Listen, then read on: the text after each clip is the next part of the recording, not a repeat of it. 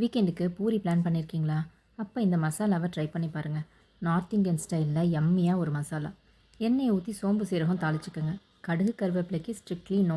நல்லா பொரிஞ்சதுக்கப்புறம் வெங்காயம் சேர்த்து டிரான்ஸ்லுலண்ட்டாக, அதாவது கண்ணாடி பதம் வர்ற வரைக்கும் வதக்கணும். இதில் தக்காளி இஞ்சி பூண்டை பேஸ்ட்டாக அரைச்சி சேர்த்துக்கணும். உங்ககிட்ட இஞ்சி பூண்டு பேஸ்ட்டாக இருந்தால் போட்டுக்கலாம். ஆனால் தக்காளியை அரைச்சி சேர்த்துருங்க. அதுதான் இந்த ரெசிபிக்கு நல்லாயிருக்கும். இந்த மிக்சரை நல்லா வதக்கணும். ஓரளவு வதங்கினதுக்கப்புறம் இதோட முக்கியமான இன்க்ரீடியண்ட்டாக பாவ் பாஜி மசாலா சேர்க்கணும். அப்புறம் மஞ்சள் தூள் சீரகத்தூள்லாம் சேர்த்துக்கங்க. கொஞ்சம் வதங்கினதுக்கப்புறம் உங்கள் காரத்துக்கு ஏற்ற மாதிரி மிளகாத்தூள் சேர்த்துக்கங்க. எல்லாத்தையும் சேர்த்து நல்லா வதங்கினதுக்கப்புறமா சக்கரவள்ளி கிழங்கு, அதாவது ஸ்வீட் பொட்டேட்டோவை வேக வச்சு மசிச்சு சேர்க்கணும். வழக்கமான உருளைக்கிழங்கு இந்த ரெசிப்பியில் கிடையவே கிடையாது.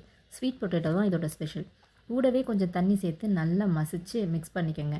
அப்புறம் உங்களுக்கு என்ன கன்சிஸ்டன்சியில் மசாலா வேணுமோ அதுக்கேற்ற மாதிரி தண்ணி சேர்த்து அட்ஜஸ்ட் பண்ணிக்கோங்க. தேவையான அளவு உப்பு சேர்த்துக்கோங்க. நல்லா கொதித்து வந்ததுக்கப்புறமா கடைசியாக கசூர் மேத்தி சேர்த்து ஒரு கொதி வந்ததுக்கப்புறம் ஆஃப் பண்ணிடலாம். வழக்கமான உருளைக்கிழங்கு மசாலாவை ஒதுக்கி வச்சுட்டு ஒரு தடவை இதை செஞ்சு பாருங்கள். சூப்பர் ஹெல்த்தியான ஸ்வீட் பொட்டேட்டோவை சேர்த்துக்க இது ஒரு சூப்பர் ரெசிபி. ட்ரை பண்ணி பார்த்துட்டு சொல்லுங்கள்.